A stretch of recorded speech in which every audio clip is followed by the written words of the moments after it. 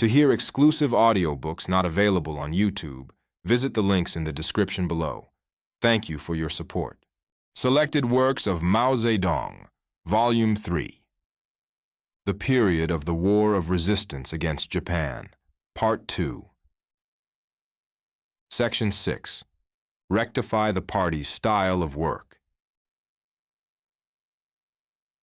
This speech was delivered by Comrade Mao Zedong at the opening of the Party School of the Central Committee of the Communist Party of China. February 1st, 1941. The Party School opens today, and I wish it every success.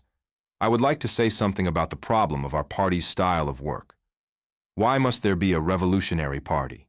There must be a revolutionary party because the world contains enemies who oppress the people, and the people want to throw off enemy oppression. In the era of capitalism and imperialism, just such a revolutionary party as the Communist Party is needed. Without such a party, it is simply impossible for the people to throw off enemy oppression. We are communists. We want to lead the people in overthrowing the enemy. And so we must keep our ranks in good order. We must march in step. Our troops must be picked troops and our weapons good weapons. Without these conditions, the enemy cannot be overthrown. What is the problem now facing our party? The general line of the party is correct and presents no problem, and the party's work has been fruitful.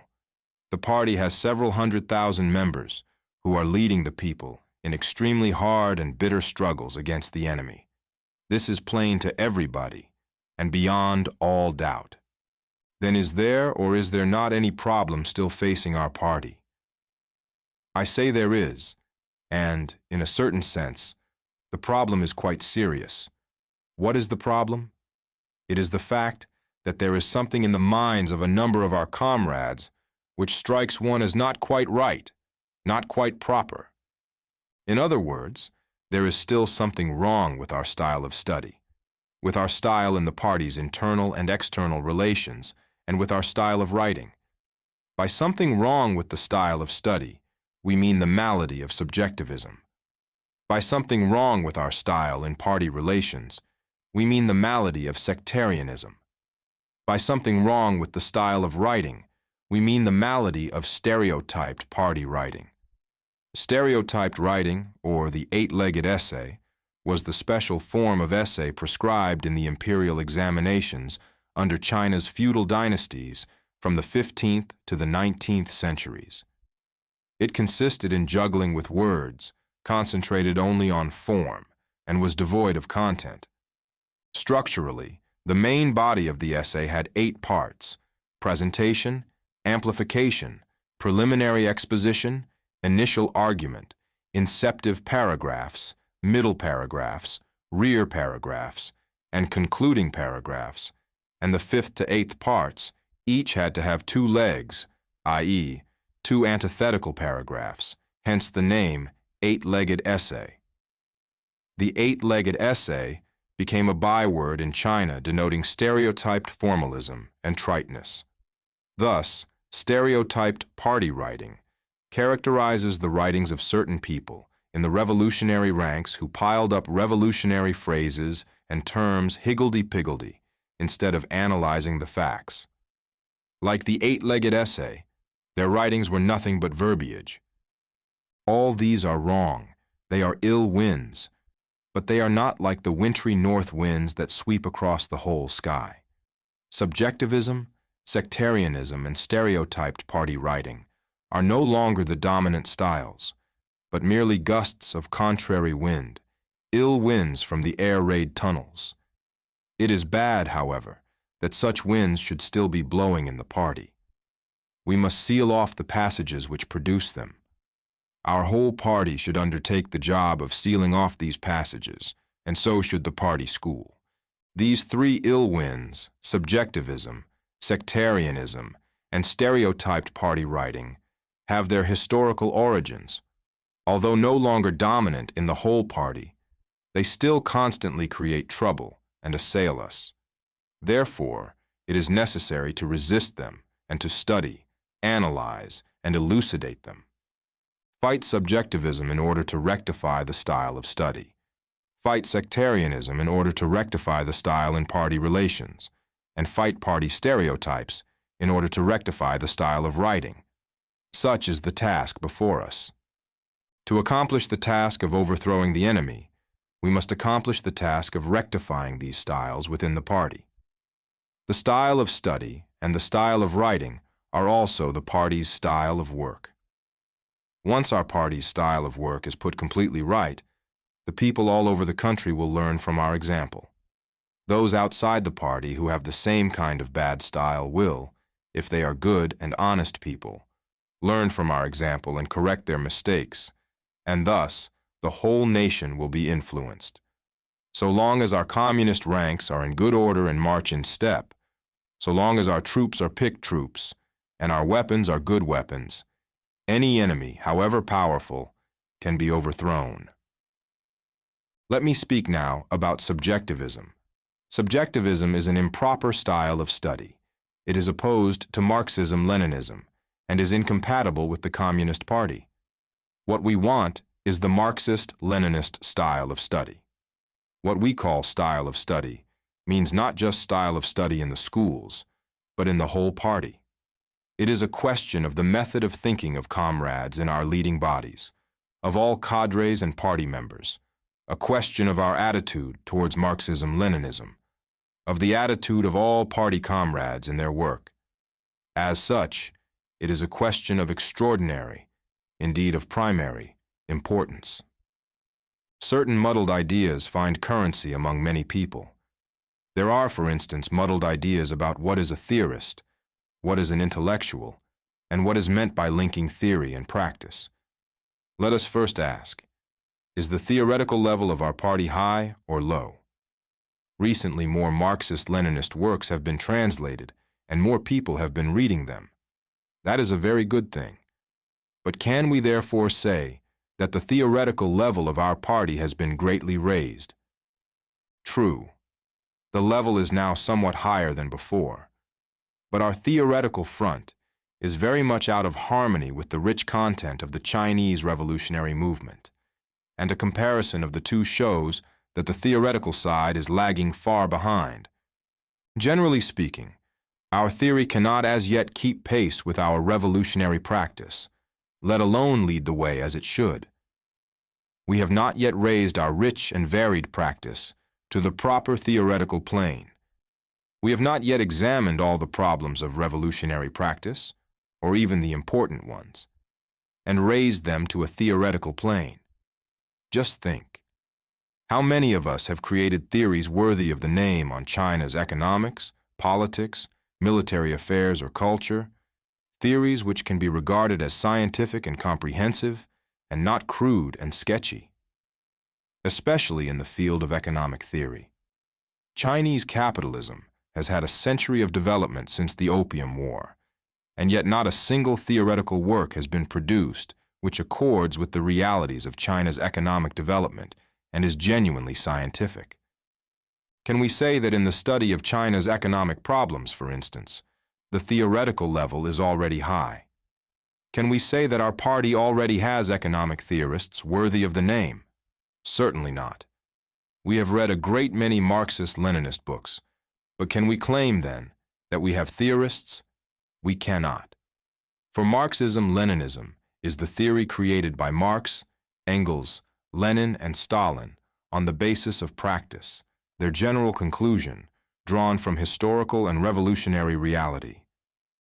If we merely read their works, but do not proceed to study the realities of China's history and revolution in the light of their theory, or do not make any effort to think through China's revolutionary practice carefully in terms of theory, we should not be so presumptuous as to call ourselves Marxist theorists. Our achievements on the theoretical front will be very poor indeed if, as members of the Communist Party of China, we close our eyes to China's problems and can only memorize isolated conclusions or principles from Marxist writings. If all a person can do is to commit Marxist economics or philosophy to memory, reciting glibly from chapter 1 to chapter 10, but is utterly unable to apply them, Can he be considered a Marxist theorist? No, he cannot. What kind of theorists do we want? We want theorists who can, in accordance with the Marxist-Leninist stand, viewpoint and method, correctly interpret the practical problems arising in the course of history and revolution, and give scientific explanations and theoretical elucidations of China's economic, political, military, cultural, and other problems. Such are the theorists we want. To be a theorist of this kind, a person must have a true grasp of the essence of Marxism-Leninism, of the Marxist-Leninist stand, viewpoint, and method, and of the theories of Lenin and Stalin on the colonial revolution and the Chinese Revolution, and he must be able to apply them in a penetrating and scientific analysis of China's practical problems and discover the laws of development of these problems. Such are the theorists we really need. The Central Committee of our party has now made a decision calling upon our comrades to learn how to apply the Marxist-Leninist stand, viewpoint, and method in the serious study of China's history and of China's economics, politics, military affairs, and culture, and to analyze every problem concretely on the basis of detailed material and then draw theoretical conclusions. This is the responsibility we must shoulder. Our comrades in the party school should not regard Marxist theory as lifeless dogma. It is necessary to master Marxist theory and apply it, master it for the sole purpose of applying it. If you can apply the Marxist-Leninist viewpoint in elucidating one or two practical problems, you should be commended and credited with some achievement. The more problems you elucidate, and the more comprehensively and profoundly you do so, the greater will be your achievement. Our party school should also lay down the rule to grade students good or poor, according to how they look at China's problems after they have studied Marxism-Leninism, according to whether or not they see the problems clearly, and whether or not they see them at all. Next, let us talk about the question of the intellectuals. Since China is a semi-colonial, semi-feudal country, and her culture is not well developed, intellectuals are particularly treasured.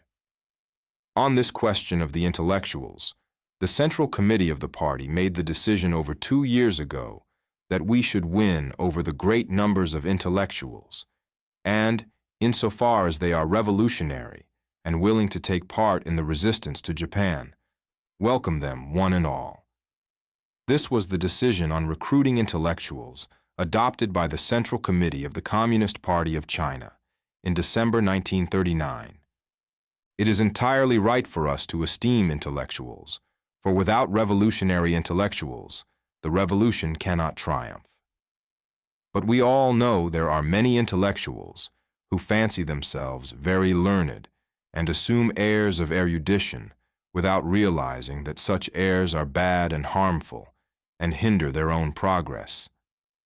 They ought to be aware of the truth that actually many so-called intellectuals are, relatively speaking, most ignorant, and the workers and peasants sometimes know more than they do. Here some will say, "Ha! You are turning things upside down and talking nonsense." But comrades, don't get excited. There is some sense in what I am saying. What is knowledge? Ever since class society came into being, the world has had only two kinds of knowledge: knowledge of the struggle for production and knowledge of the class struggle. Natural science and social science are the crystallizations of these two kinds of knowledge, and philosophy is the generalization and summation of the knowledge of nature and the knowledge of society. Is there any other kind of knowledge? No. Now let us take a look at certain students, those brought up in schools, that are completely cut off from the practical activities of society. What about them? A person goes from a primary school of this all the way through to a university of the same kind, graduates, and is reckoned to have a stock of learning. But all he has is book learning. He has not yet taken part in any practical activities or applied what he has learned to any field of life. Can such a person be regarded as a completely developed intellectual? Hardly so, in my opinion, because his knowledge is still incomplete. What then is relatively complete knowledge? All relatively complete knowledge is formed in two stages. The first stage is perceptual knowledge. The second is rational knowledge, the latter being the development of the former to a higher stage. What sort of knowledge is the student's book learning? Even supposing all their knowledge is truth, it is still not knowledge acquired through their own personal experience, but consists of theories set down by their predecessors in summarizing experience of the struggle for production and of the class struggle. It is entirely necessary that students should acquire this kind of knowledge, but it must be understood that as far as they are concerned, such knowledge is in a sense still one-sided, something which has been verified by others, but not yet by themselves. What is most important is to be good at applying this knowledge in life and in practice. Therefore, I advise those who have only book learning but as yet no contact with reality, and also those with little practical experience, to realize their own shortcomings and become a little more modest. How can those who have only book learning be turned into intellectuals in the true sense? The only way is to get them to take part in practical work and become practical workers, to get those engaged in theoretical work to study important practical problems. In this way, our aim can be attained. What I have said will probably make some people angry. They will say, according to your explanation, even Marx would not be regarded as an intellectual. I say they are wrong. Marx took part in the practice of the revolutionary movement and also created revolutionary theory. Beginning with the commodity, the simplest element of capitalism, he made a thorough study of the economic structure of capitalist society. Millions of people saw and handled commodities every day, but were so used to them that they took no notice. Marx alone studied commodities scientifically. He carried out a tremendous work of research into their actual development and derived a thoroughly scientific theory from what existed universally. He studied nature, history, and proletarian revolution and created dialectical materialism, historical materialism, and the theory of proletarian revolution. Thus, Marx became a most completely developed intellectual, representing the acme of human wisdom. He was fundamentally different from those who have only book learning. Marx undertook detailed investigations and studies in the course of practical struggles, formed generalizations, and then verified his conclusions by testing them in practical struggles. This is what we call theoretical work. Our party needs a large number of comrades who will learn how to do such work. In our party, there are many comrades who can learn to do this kind of theoretical research. Most of them are intelligent and promising, and we should value them. But they must follow correct principles and not repeat the mistake of the past.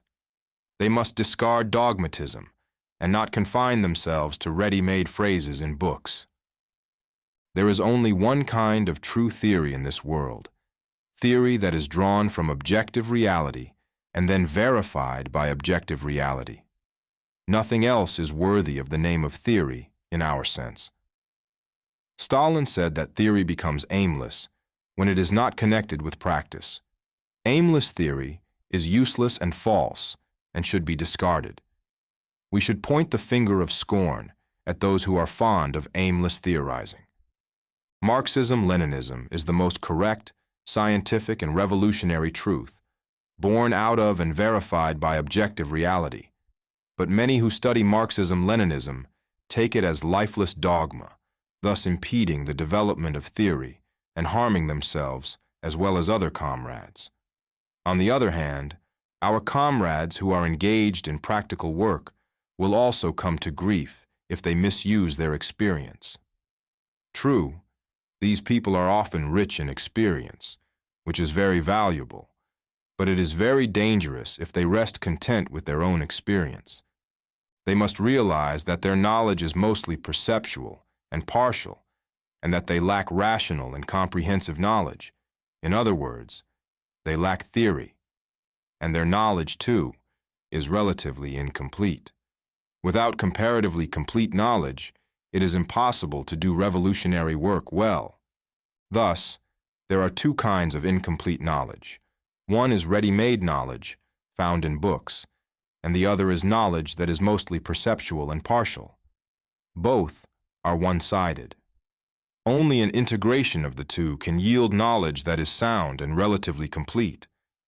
In order to study theory, however, our cadres of working class and peasant origin must first acquire an elementary education. Without it, they cannot learn Marxist-Leninist theory. Having acquired it, they can study Marxism-Leninism at any time. In my childhood, I never attended a Marxist-Leninist school and was taught only such things as, the master said, how pleasant it is to learn and constantly review what one has learned. This is the opening sentence of the Confucian Analects, a record of the dialogues of Confucius and his disciples. Though this teaching material was antiquated, it did me some good, because from it I learned to read. Nowadays, we no longer study the Confucian classics, but such new subjects as modern Chinese, history, geography, and elementary natural science, which once learned are useful everywhere.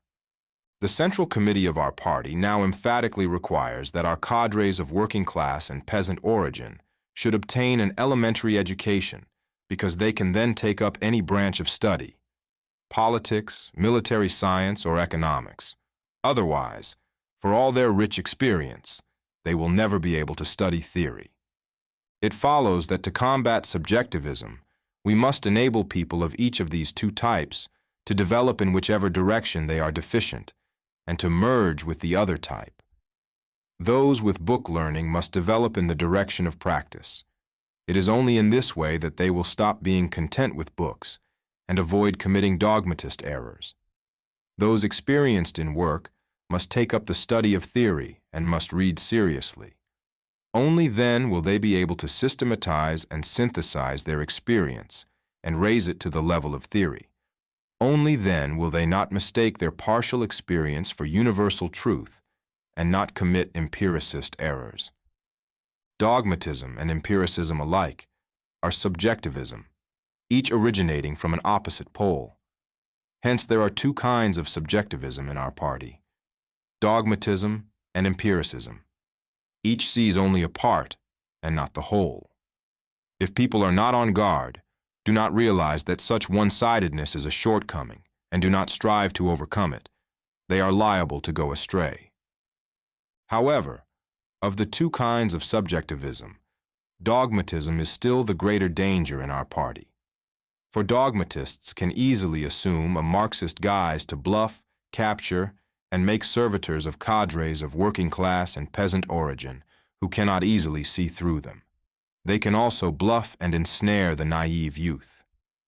If we overcome dogmatism, cadres with book learning will readily join with those who have experience and will take to the study of practical things, and then many good cadres who integrate theory with experience, as well as some real theorists, will emerge.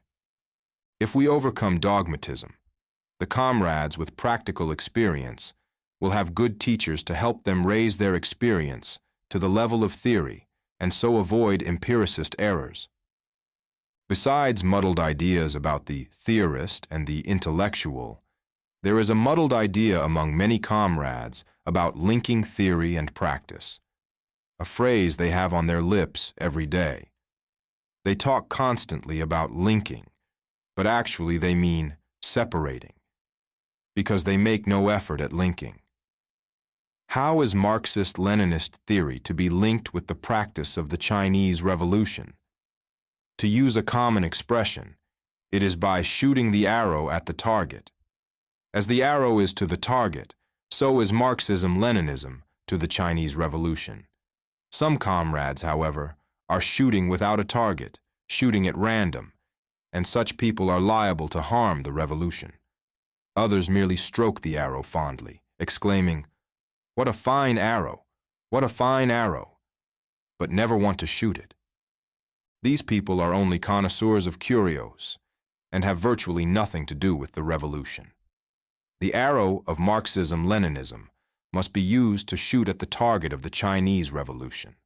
Unless this point is made clear, the theoretical level of our party can never be raised, and the Chinese Revolution can never be victorious. Our comrades must understand that we study Marxism-Leninism not for display, nor because there is any mystery about it, but solely because it is the science which leads the revolutionary cause of the proletariat to victory. Even now, there are not a few people who still regard odd quotations from Marxist-Leninist works as a ready-made panacea, which, once acquired, can easily cure all maladies. These people show childish ignorance, and we should enlighten them. It is precisely such ignorant people who take Marxism-Leninism as a religious dogma. To them we should say bluntly, your dogma is worthless. Marx, Engels, Lenin, and Stalin have repeatedly stated that our theory is not a dogma, but a guide to action. But such people prefer to forget this statement, which is of the greatest, indeed the utmost, importance. Chinese communists can be regarded as linking theory with practice only when they become good at applying the Marxist-Leninist stand, viewpoint, and method, and the teachings of Lenin and Stalin concerning the Chinese Revolution, and when, furthermore, through serious research into the realities of China's history and revolution, they do creative theoretical work to meet China's needs in different spheres. Merely talking about linking theory and practice without actually doing anything about it is of no use, even if one goes on talking for 100 years. To oppose the subjectivist, one-sided approach to problems, we must demolish dogmatist subjectiveness and one-sidedness. So much for today about combating subjectivism in order to rectify the style of study throughout the party. Let me now speak about the question of sectarianism. Having been steeled for 20 years, our party is no longer dominated by sectarianism. Remnants of sectarianism, however, are still found both in the party's internal relations and in its external relations. Sectarian tendencies in internal relations lead to exclusiveness towards comrades inside the party and hinder inter-party unity and solidarity, while sectarian tendencies in external relations lead to exclusiveness towards people outside the party and hinder the party in its task of uniting the whole people.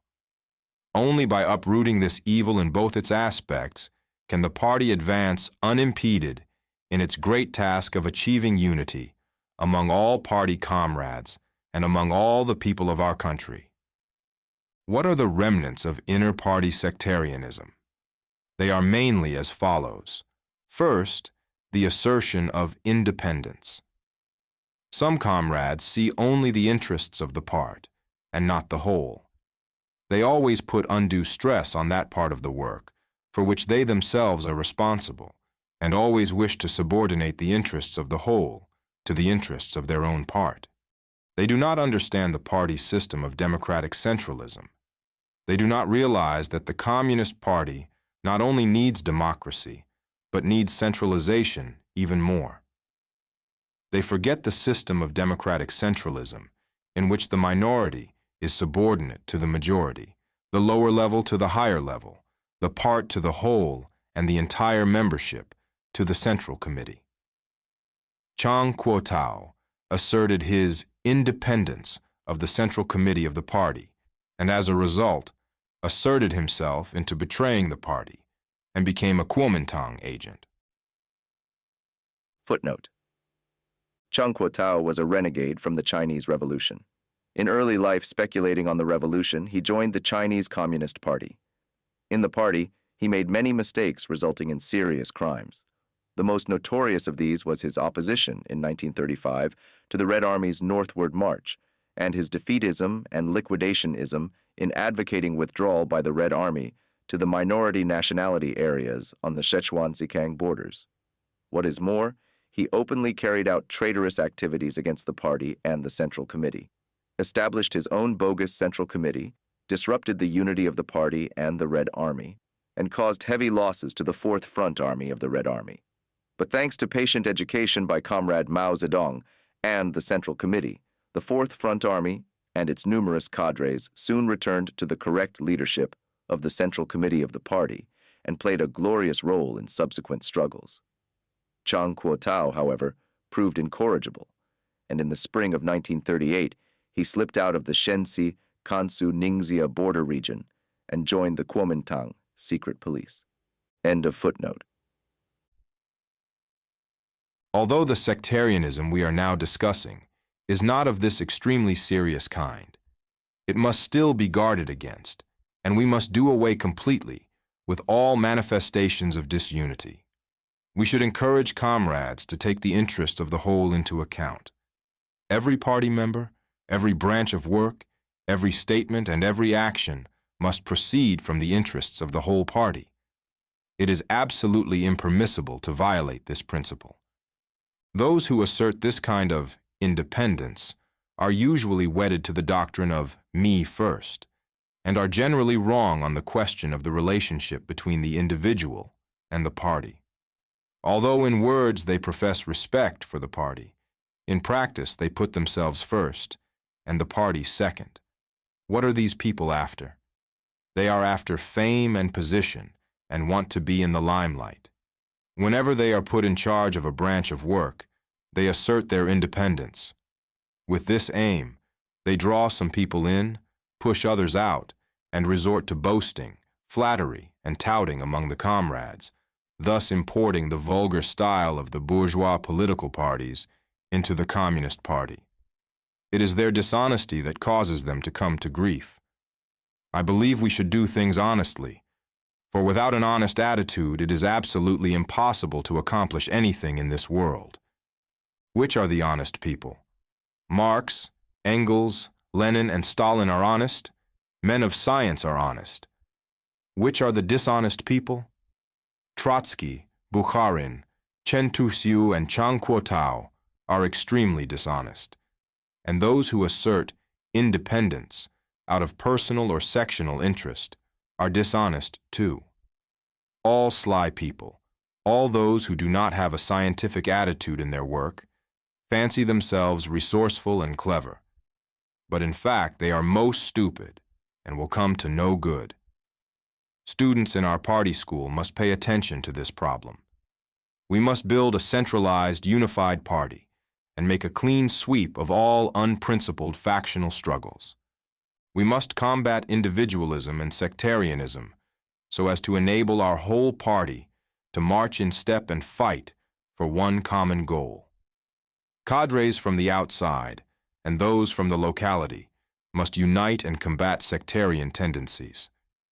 Very careful attention must be given to the relations between outside and local cadres, because many anti-Japanese base areas were established only after the arrival of the 8th Route Army, or the new 4th Army, and much of the local work developed only after the arrival of outside cadres.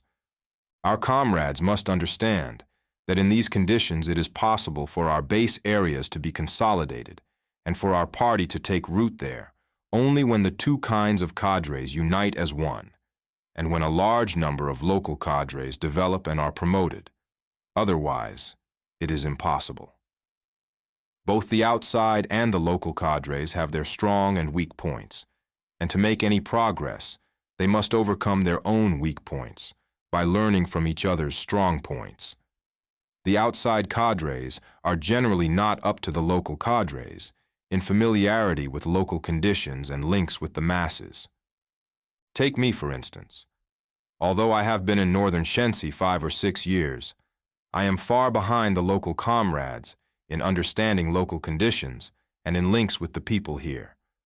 Our comrades going to the anti-Japanese base areas in Shanxi, Hopei, Shantung, and other provinces must pay attention to this. Moreover, even within the same base area, owing to the fact that some districts develop earlier and others later, there is a difference between the local cadres of a district and those from outside it. Cadres who come from a more developed to a less developed district are also outside cadres in relation to that locality, and they too should pay great attention to fostering and helping local cadres. Generally speaking, in places where outside cadres are in charge, it is they who should bear the main responsibility if their relations with the local cadres are not good, and the chief comrades in charge should bear greater responsibility. The attention paid to this problem in some places is still very inadequate. Some people look down on the local cadres and ridicule them, saying, "What do these locals know? Clodhoppers." Such people utterly fail to understand the importance of local cadres. They know neither the latter's strong points nor their own weaknesses and adopt an incorrect sectarian attitude. All outside cadres must cherish the local cadres and give them constant help, and must not be permitted to ridicule or attack them. Of course, the local cadres on their part must learn from the strong points of the outside cadres and rid themselves of inappropriate, narrow views, so that they and the outside cadres become as one, with no distinction between them and us, and thus avoid sectarian tendencies. The same applies to the relationship between cadres in army service and other cadres working in the locality. They must be completely united and must oppose sectarian tendencies. The army cadres must help the local cadres, and vice versa. If there is friction between them, each should make allowance for the other and carry out proper self-criticism.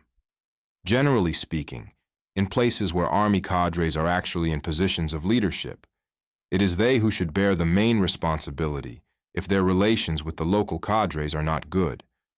Only when the army cadres understand their own responsibility and are modest in their attitude towards the local cadres can the conditions be created for the smooth progress of our war effort and our work of construction in the base areas. The same applies to the relationship among different army units, different localities, and different departments. We must oppose the tendency towards selfish departmentalism, by which the interests of one's own unit are looked after to the exclusion of those of others. Whoever is indifferent to the difficulties of others refuses to transfer cadres to other units on request, or releases only the inferior ones, using the neighbor's field as an outlet for his overflow, and does not give the slightest consideration to other departments, localities, or people. Such a person is a selfish departmentalist who has entirely lost the spirit of communism. Lack of consideration for the whole and complete indifference to other departments, localities, and people are characteristics of a selfish departmentalist. We must intensify our efforts to educate such persons and to make them understand that selfish departmentalism is a sectarian tendency which will become very dangerous if allowed to develop. Another problem is the relationship between old and new cadres. Since the beginning of the War of Resistance, our party has grown enormously, and large numbers of new cadres have emerged. That is a very good thing. In his report to the 18th Congress of the Communist Party of the Soviet Union, Comrade Stalin said, "There are never enough old cadres. There are far less than required, and they are already partly going out of commission owing to the operation of the laws of nature." Here he was discussing the cadres' situation and not only the laws of nature. If our party does not have a great many new cadres working in unity and cooperation with the old cadres, our cause will come to a stop. All old cadres, therefore, should welcome the new ones with the utmost enthusiasm and show them the warmest solicitude. True, new cadres have their shortcomings. They have not been long in the revolution and lack experience, and unavoidably some have brought with them vestiges of the unwholesome ideology of the old society, remnants of the ideology of petty bourgeois individualism. But such shortcomings can be gradually eliminated through education and tempering in the revolution. The strong point of the new cadres, as Stalin has said, is that they are acutely sensitive to what is new, and are therefore enthusiastic and active to a high degree. the very qualities which some of the old cadres lack. Cadres, new and old, should respect each other, learn from each other, and overcome their own shortcomings by learning from each other's strong points, so as to unite as one in the common cause and guard against sectarian tendencies. Generally speaking, in places where the old cadres are mainly in charge, it is they who should bear the chief responsibility if relations with the new cadres are not good. All the above, relations between the part and the whole, relations between the individual and the party, relations between outside and local cadres, relations between army cadres and other cadres working in the locality, relations between this and that army unit, between this and that locality, between this and that department, and relations between old and new cadres, are relations within the party. In all these relations, it is necessary to enhance the spirit of communism and guard against sectarian tendencies, so that the ranks of our party will be in good order, march in step, and therefore fight well. This is a very important problem, which we must solve thoroughly in rectifying the party's style of work. Sectarianism is an expression of subjectivism in organizational relations. If we want to get rid of subjectivism and promote the Marxist-Leninist spirit of seeking truth from facts, we must sweep the remnants of sectarianism out of the party and proceed from the principle that the party's interests are above personal or sectional interests, so that the party can attain complete solidarity and unity. The remnants of sectarianism must be eliminated from the party's external as well as its internal relations. The reason is this: we cannot defeat the enemy by merely uniting the comrades throughout the party. We can defeat the enemy only by uniting the people throughout the country. For 20 years, the Communist Party of China has done great and arduous work in the cause of uniting the people of the whole country, and the achievements in this work since the outbreak of the War of Resistance are even greater than in the past. This does not mean, however, that all our comrades already have a correct style in dealing with the masses and are free from sectarian tendencies. No. In fact, sectarian tendencies still exist among a number of comrades, and in some cases to a very serious degree. Many of our comrades tend to be overbearing in their relations with non-party people, look down upon them, despise or refuse to respect them or appreciate their strong points. This is indeed a sectarian tendency. After reading a few Marxist books, such comrades become more arrogant instead of more modest, and invariably dismiss others as no good without realizing that in fact their own knowledge is only half-baked. Our comrades must realize the truth that Communist Party members are at all times a minority as compared with non-party people. Supposing 1 out of every 100 persons were a communist, then there would be 4,500,000 communists among China's population of 450,000. Yet, even if our membership reached this huge figure, communists would still form only 1% of the whole population, while 99% would be non-party people. What reason can we then have for not cooperating with non-party people? As regards all those who wish to cooperate with us, or might cooperate with us, we have only the duty of cooperating, and absolutely no right to shut them out. But some party members do not understand this, and look down upon, or even shut out, those who wish to cooperate with us. There are no grounds whatsoever for doing so. Have Marx, Engels, Lenin, and Stalin given us any grounds? They have not. On the contrary, they have always earnestly enjoined us to form close ties with the masses and not divorce ourselves from them. Or has the Central Committee of the Communist Party of China given us any grounds? No. Among all its resolutions, there is not a single one that says we may divorce ourselves from the masses and so isolate ourselves. On the contrary, the Central Committee has always told us to form close ties with the masses and not to divorce ourselves from them. Thus, any action divorcing us from the masses has no justification at all, and is simply the mischievous result of the sectarian ideas some of our comrades have themselves concocted. As such, sectarianism remains very serious among some of our comrades and still obstructs the application of the party line.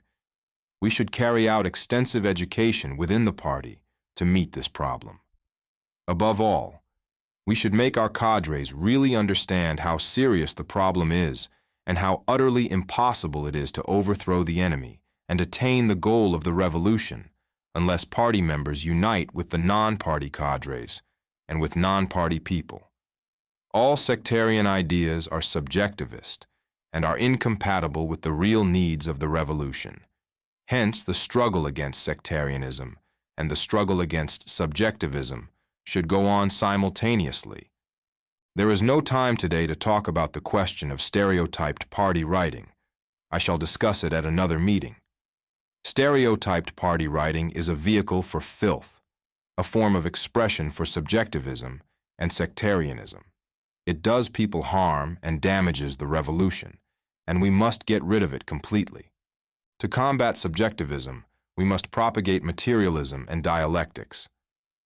However, there are many comrades in our party who lay no stress on the propaganda, either of materialism or of dialectics. Some tolerate subjectivist propaganda and regard it with equanimity. They think they believe in Marxism, but make no effort to propagate materialism and do not give it a thought or express any opinion when they hear or read subjectivist stuff. This is not the attitude of a communist. It allows many of our comrades to be poisoned by subjectivist ideas, which numb their sensitivity. We should therefore launch a campaign of enlightenment within the party to free the minds of our comrades from the fog of subjectivism and dogmatism, and should call upon them to boycott subjectivism, sectarianism, and stereotyped party writing.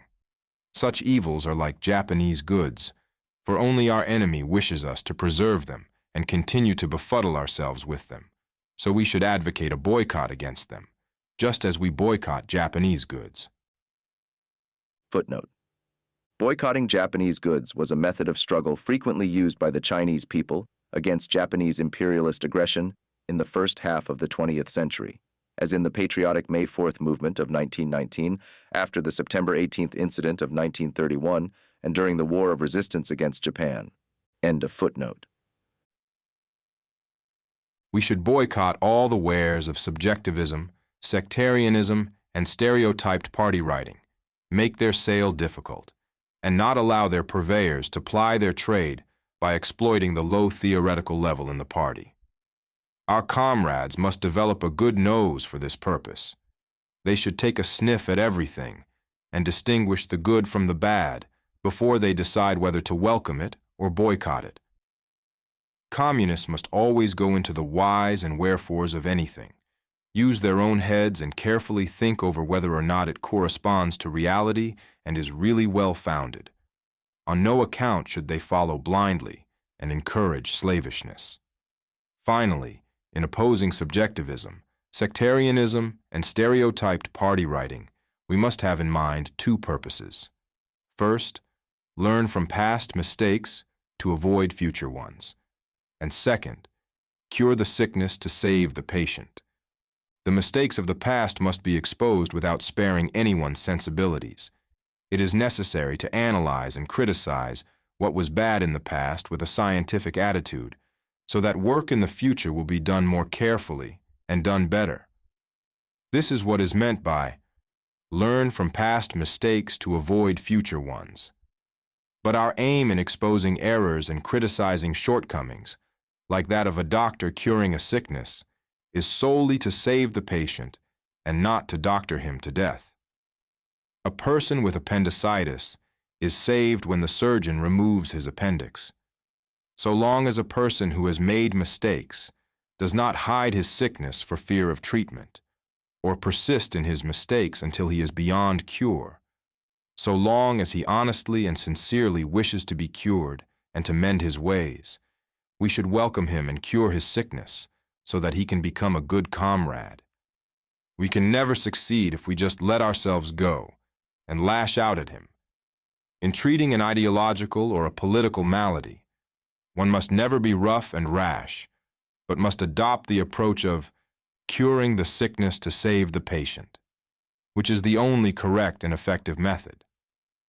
I have taken this occasion of the opening of the party school to speak at length, and I hope comrades will think over what I have said. End of section 6.